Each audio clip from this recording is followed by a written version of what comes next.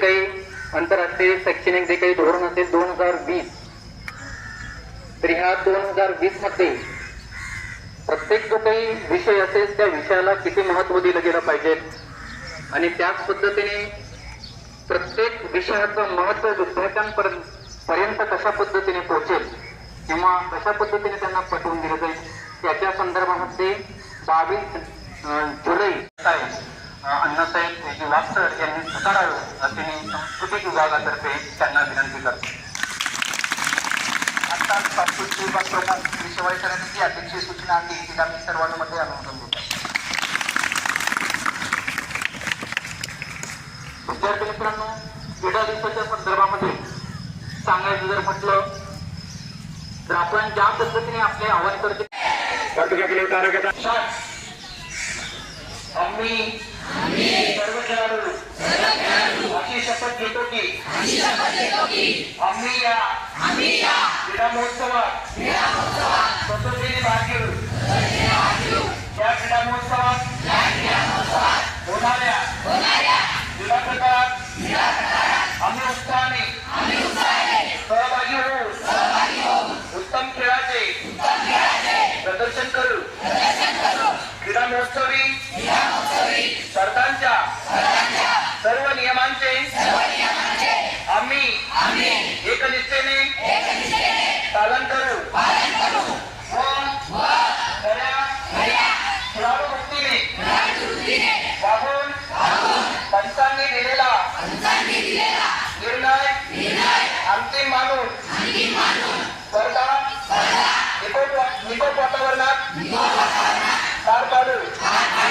आमच्या शाळा केंद्र बीड तालुका जिल्हा राज्य व देशाचा सन्मान व गौरव होईल अशा इच्छेने या क्रीडा महोत्सवात भाग घेऊ. जय हिंद. आपले पण मोठ्या उत्साहाने साजरा करत आहोत. या कार्यक्रमाच्या निमित्ताने आपल्या विद्यालयाचे प्राचार्य सन्माननीय अण्णासाहेब वागसर या ठिकाणी आपल्या या कार्यक्रमासाठी अध्यक्ष लाभले.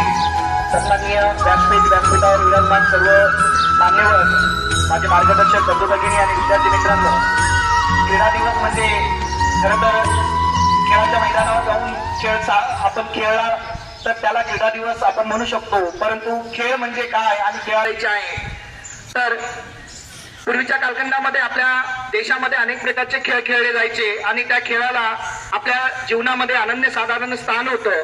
जीवनाची व्यथा आणि चिंता जर विसरायला लावायचं सामर्थ्य असेल तर ते खेळामध्ये असायचं. मनाला विरंगुळा देण्याचं काम आणि मन ताजतवानं करण्याचं काम हे सुद्धा पूर्वीच्या कालखंडापासून आजपर्यंत खेळ करत असतात. ज्या खेळात भरपूर श्रम आणि शारीरिक हालचाली कराव्या लागतात त्या ठिकाणी त्या खेळाडूंचा या ठिकाणी भरपूर मोठ्या प्रमाणात व्यायाम या ठिकाणी होत असतो.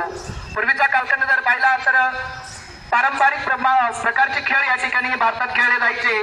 त्याच्यात पारंपरिक आणि मैदानी खेळ या ठिकाणी खेळले जायचे, ज्यामध्ये कबड्डी असेल, खो खो असेल, मल्लखांब असेल, आट्यापाट्या असेल, लंगडी असेल, विटीदांडू असेल, सरीपाट असेल, यासारखे अनेक खेळ आपल्या ग्रामीण भागापासून तर सर्व ठिकाणी या ठिकाणी खेळले जायचे. या खेळांचं वैशिष्ट्य या ठिकाणी शेतीचं काम आणि कष्टाचं काम हे सर्व जर आपण करत असल्यामुळं या खेळांमध्ये आपला जास्त इंटरेस्ट किंवा खेळांमध्ये रुची या ठिकाणी नसायची, कारण की दिवसभर कामधंदा केल्यानंतर आपण खेळाकडे जास्त वळत नव्हतो. तरी सुद्धा सायंकाळी बरेच जण विरंगुळा म्हणून किंवा दिवसभराचं कष्ट बाजूला सारण्यासाठी या ठिकाणी हे खेळ या ठिकाणी खेळले जायचे. पोहणे असेल, लांब उडी असेल, उंच उडी असेल, भालाफेक असेल, ताळेफेक असेल, बॉक्सिंग असेल, जुडो असेल, यासारखे वैयक्तिक खेळ या ठिकाणी खेळले जातात आणि या खेळातून बऱ्याचशा व्यक्तींनी आज करिअर या ठिकाणी केलेलं आहे आणि त्या करिअरच्या संधी म्हणून ते व्यक्ती त्या ठिकाणी पाहतात. त्याच्यामुळे बऱ्याच जणांचं करिअर किंवा बऱ्याच जणांचं जीवन या खेळावर चांगल्या पद्धतीने यशस्वी झाल्याचं आपल्याला पाहायला मिळतं. असे खेळ जर आपण पाहिले तर ते खेळ फक्त खेळले जात नसून देऊन आपल्या शरीराची सुदृढता या ठिकाणी वाटताना आपल्याला पाहायला मिळते. व्यायाम म्हणजे एखाद्या अवयवाला किंवा स्नायू गटाला विशिष्ट काम जास्त काळ देत राहणे म्हणजे व्यायाम म्हटलं जातं. मात्र एखाद्या शरीराच्या एखाद्या अवयवाला किंवा आपल्या स्नायूंना जर दीर्घकाळ आपण जर काही ताण देत असू किंवा व्यायाम करत असू तर त्या ठिकाणी आपल्या शरीराला तो एक चांगल्याच प्रकारचा घटक म्हणून आपण त्या ठिकाणी पाहू शकतो. बहुतेक व्यायाम प्रकारामध्ये शरीराच्या थोड्या भागाला व्यायाम होत असतो, पण योगासनं ही अतिशय महत्वाची असतात. सर्व अंगाचा म्हणजे पूर्ण शरीराचा जर व्यायाम करायचा असेल तर आपल्याला योगासनं अतिशय महत्वाची असतात. म्हणून आपण योगा दिवसाच्या दिवशी सर्वांनी योगा करताना योगासनांचा भरपूर सराव या ठिकाणी केला. आपण तो फक्त एक दिवस म्हणून त्या ठिकाणी साजरा करतो आणि त्याच्यानंतर योगाला किंवा योगासनांना विसरून जातो. त्याच्यासाठी आपण दररोज सकाळी किंवा सायंकाळी अर्धा ते पाऊण तास किंवा ज्याला जेवढं शक्य आहे तेवढं तरी प्रत्येकाने योगासने किंवा कोणत्या ना कोणत्या प्रकारचा व्यायाम या ठिकाणी करायला पाहिजे.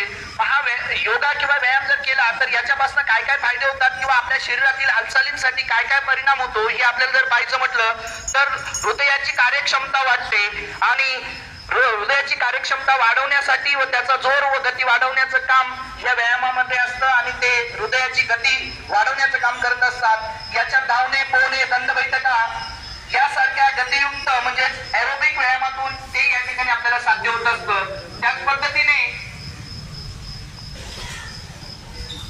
वजन उचलणे किंवा योगासने या व्यायामातून सुद्धा या ठिकाणी 20 ते 30 पटीने या ठिकाणी वाढत असतं. यासारख्या व्यायामातून किंवा व्यायामात केल्याने किंवा योगासने केल्याने आपल्याला या ठिकाणी शरीर आपलं लवचिक बनत असतं, स्नायूंचं कौशल्य वाटतं, स्नायूंना बळ मिळतं. अशा अनेक फायदे या योगाचे किंवा या व्यायामाचे आहेत. हे व्यायाम या ठिकाणी आपल्याला केले तरच आपल्याला या ठिकाणी कुठल्याही प्रकारचा खेळ खेळता येईल. जर खेळ खेळायचा असेल तर आपल्याला थोडासा व्यायाम करावा लागतो आणि मग खेळाकडे वळावं लागतं. जर खेळ खेळले नाही तर आपण या ठिकाणी कुठल्याही प्रकारचा सुदृढ या ठिकाणी होणार नाही. याच्यासाठी शासनाने या खेळांना उत्तेजन देण्यासाठी अनेक प्रकारचे बक्षीस, अनेक प्रकारचे पुरस्कार सुद्धा जाहीर केलेले आहेत आणि त्या पुरस्कार आणि बक्षिसातून अनेक विद्यार्थी, अनेक खेळाडू या ठिकाणी पुढे येत असतात, त्या खेळांना चालना देत असतात. हे सर्व काम आपण या खेळातून या ठिकाणी करत असतो. असो एवढे बोलून मागे 2 शब्द या खेळाविषयी या ठिकाणी संपवतो. धन्यवाद.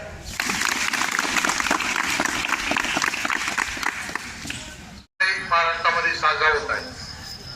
नवीन शैक्षणिक धोरण आणि त्या शैक्षणिक धोरणामध्ये समाविष्ट करण्यात आलेले विषय याच्याविषयी या सप्ताह जो आहे त्याच्यात माहिती दिलेली आहे. आज आपण पाहतो असंख्य विद्यार्थी, आज आपण थोडासा पाऊस पडला, सर्वांना सर्दी झाली, म्हणजे आपण थोडक्यात याचा अर्थ असा आहे की आपली प्रतिकार शक्ती कमी आहे. प्रतिकार शक्ती का कमी आहे? कारण आपण जे खातो ते कसदार खात नाही. मधल्या सुट्टीत मी पाहतो सर्व वर्गांमध्ये ते पाकिट, कुरकुरे, हे काही कसदार अन्न आहे का? असं जर अन्न तुम्ही खात राहिला तर तुमचं शरीर त्या ठिकाणी पाहिजे तसं प्रतिसाद देत नाही आणि ज्यावेळी आपलं आरोग्य चांगलं नसेल त्यावेळी आपला मेंदू मंदावतो, म्हणजे अभ्यासावर त्याचा परिणाम होतो. यासाठी व्यायाम हा तुम्ही सकाळी उठल्यानंतर फक्त अर्धा तास करायचा आणि या अर्ध्या तासामध्ये पूर्ण शरीराचा पूर्ण घाम निघू द्यायचा आणि घामाची आंघोळ आपण त्याला म्हणतो त्या पद्धतीने व्यायाम करायचा. सकस आहार घ्यायचा, वेळेवर घ्यायचा आणि मग आपलं आरोग्य. आज आपण असंख्य आपण आपल्या गल्लीमध्ये पाहतो सर्वांची समज एकच गुडघे गेले, बरोबर आहे का नाही? गुडघे गेले का गेले?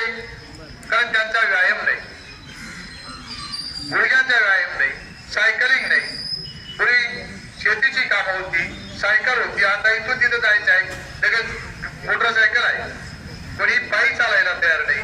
त्यामुळे हे गुडघ्यांचे असंख्य आजार आपण पाहतो.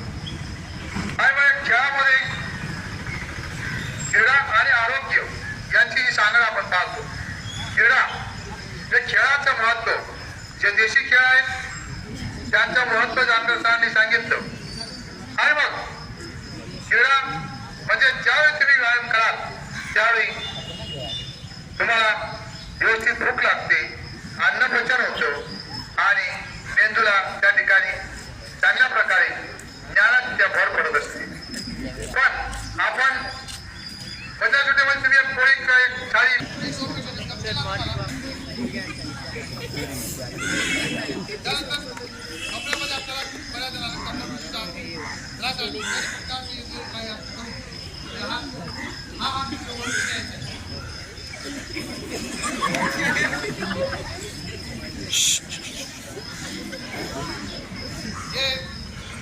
छोटे व्यायाम जर तुम्ही घरात बसून केले तर नक्कीच तुमचा दिवस हा अतिशय उत्साह आणि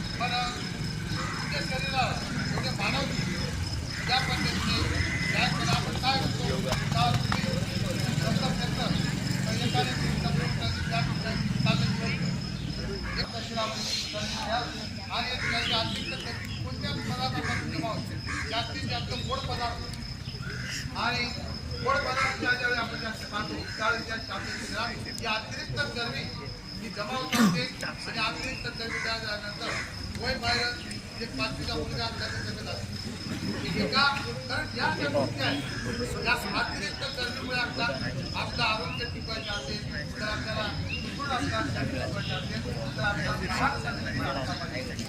पालेभाज्या घ्या आणि या सर्व गोष्टी आपल्या आरोग्याचे घटक आहेत गुणांच्या घटक आपल्या रोजच्या जीवनामध्ये आले पाहिजे याच्या दिनाच्या निमित्ताने सर्व आपल्या विद्यार्थ्यांना सांगतो नक्कीच विद्यार्थी पाटील